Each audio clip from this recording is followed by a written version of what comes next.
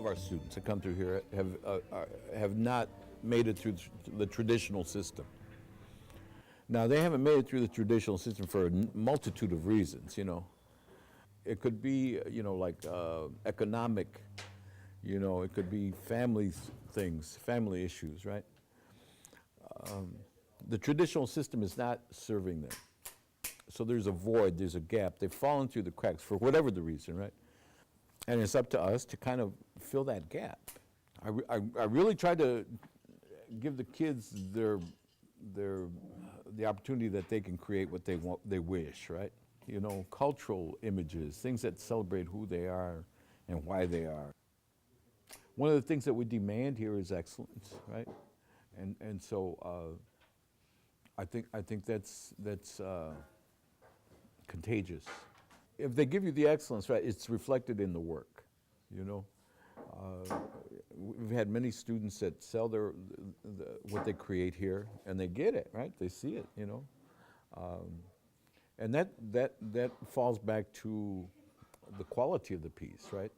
If the piece is of quality, then it's valued, you know, and that's what we do here. We give our students value, and they in turn value what they create. I have expectations. I have expectations of my students, that they be successful, that they go on with their education, that they strive, that they become. And when they do so, it doesn't surprise me at all. Please, Martin, would you please come forward to accept this award?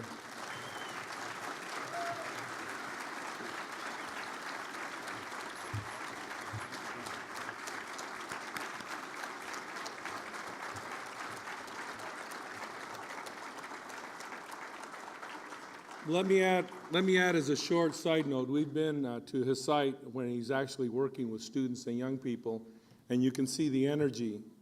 And without this support, without his hard work, many of these students would not be in school. So, Martin, thank you for what you do for our community, please. Gracias. I guess it's time to give props to people, right?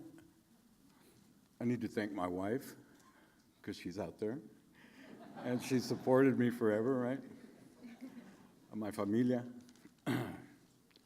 The YMCA, who's currently partnered up with Maricopa County to create Las Artes.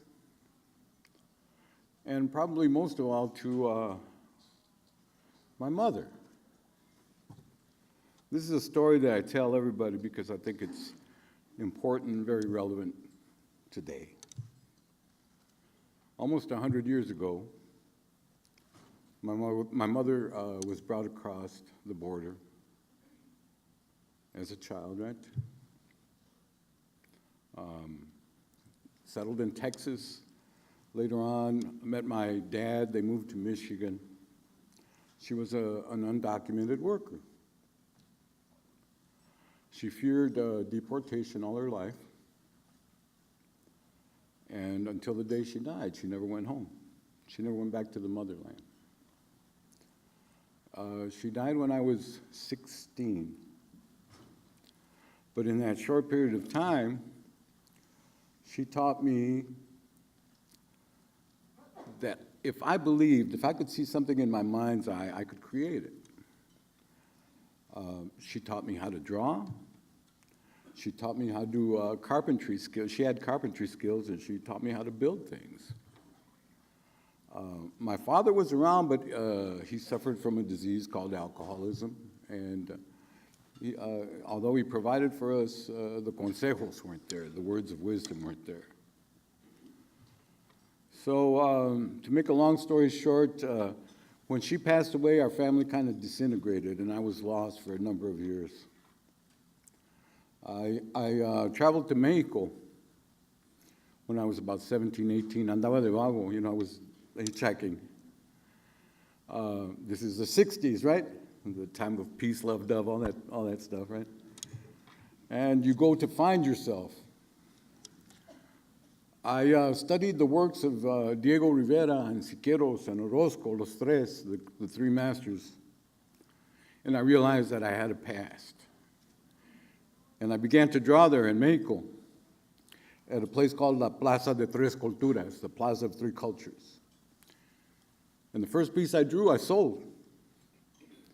And I worked there for about 6 months, and I was making like 300 bones means dollars. I'm dating myself. I made about $300 a week, right? 18-year-old kid making $300 a week, man, you know? Pretty cool. But more than anything else, that gave me a direction, a focus that I was put here on this earth to do something. I was given a gift at a very young age, and I accepted that gift and embraced it.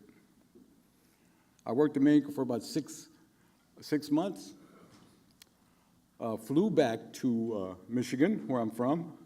Forget that hitchhike, Pedro, you don't know more of that. Entered school, got my degree, been doing art ever since, been working with young people ever since. And I think it's a way to give back to your community. I'm a firm believer that we are here for a reason, regardless of where you're from. The sad part of this story is that 100 years later, some things haven't changed.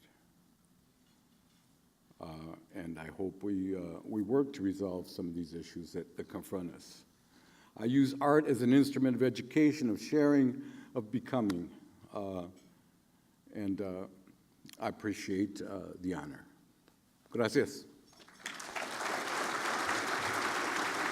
Oh, thank you.